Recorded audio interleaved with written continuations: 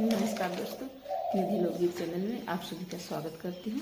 बहुत प्यारा सा नाच गीत लेके आए हूँ। अच्छा लगता है कमेंट से ढेर सारा प्यार भी लड़ देना। गीत कैसा लगा?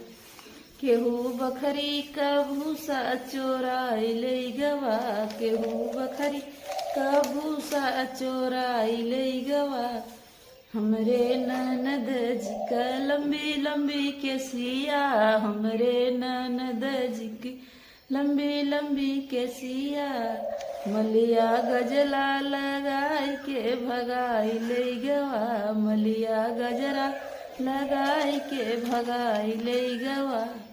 केहू बखरी का भूसा चोराई ले गवा, केहू बखरी का भूसा चोराई ले गवा, केहू बखरी का भूसा चोराई ले गवा।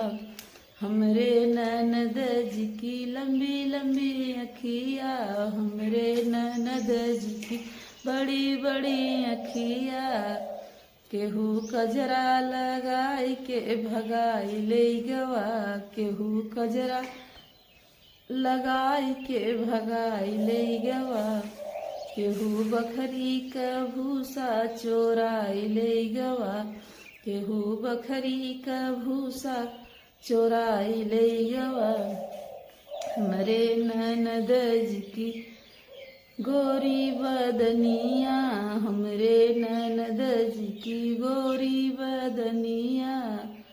केहू चुनरी पहिराई के भगाई ले गवा, केहू चुनरी पहिराई के भगाई ले गवा। केहू बखरी का भूसा चोराई ले गवा, केहू बखरी का भूसा चोराई ले गवा। हमरे ननद जी के गुलाबी होठवा, हमरे ननद जी के गुलाबी होठवा। कोई लाली लगाई के उड़ाई ले गवा, कोई लाली लगा के उड़ाई ले गवा। कोई बखरी का भूसा चोराई ले गवा। हमरे ननद जी के लंबे लंबे हथवा, हमरे ननद जी के लंबे लंबे हथवा।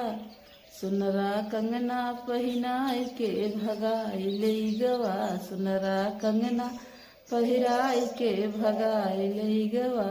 कोई बखरी का भूसा चोराई ले गवा।